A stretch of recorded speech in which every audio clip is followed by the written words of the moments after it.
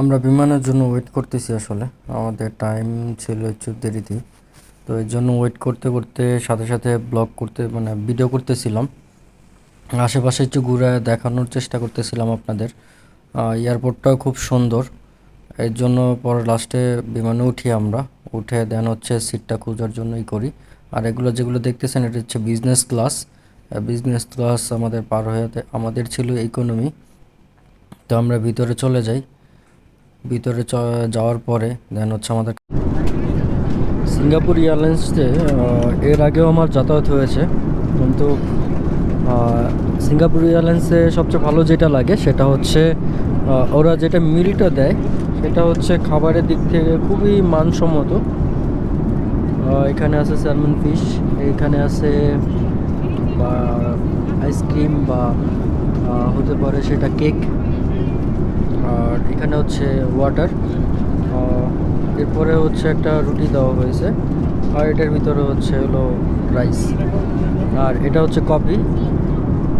আর Singapore এয়ারলাইন্সের সবচেয়ে মজার বিষয় যেটা হচ্ছে সেটা হচ্ছে আপনি চাইলে রেড ওয়াইন খেতে পারবেন, অথবা আপনার যেটা প্রয়োজন হয় আসলে আপনি সবই মানে ওদের কাছে চেয়ে নিতে পারবেন, কোনো প্রবলেম নেই। আমি যদি এদের একটু দেখাই, ওরা সার্ভ করতেছে প্লাস হচ্ছে সুন্দর ব্যবহার, ওদের সব কিছুই ওকে। মানে খাবারের দিক দিয়ে যদি বলি একদম পারফেক্টলি ওরা সার্ভ করতেছে। খেতে খেতে অলরেডি আমরা লাঙ্কায় চলে আসি। এটা হচ্ছে লাঙ্কা এয়ারপোর্ট। আমাদের ট্রানজিট ছিল প্রথমে কেএলে, এরপরে হচ্ছে কেএল থেকে লাঙ্কাই। তো আমরা অলরেডি লাঙ্কা এয়ারপোর্টে চলে আসি।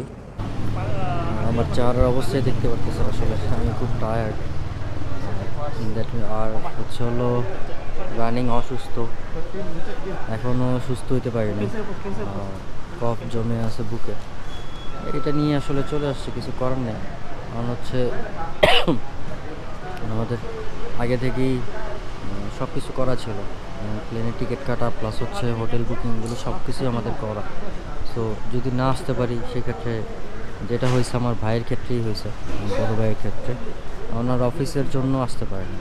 সো আসলে বেসিক্যালি যদি নাই আসি তাহলে তো লসটা আমাদের। সো কষ্ট হইলেও আসতে হবে, এখন অসুস্থ থাকি আর যাই থাকি না কেন আমাদের আসতে হবে। তো ওয়েট করেন, হোটেলে যে আবার কথা হবে।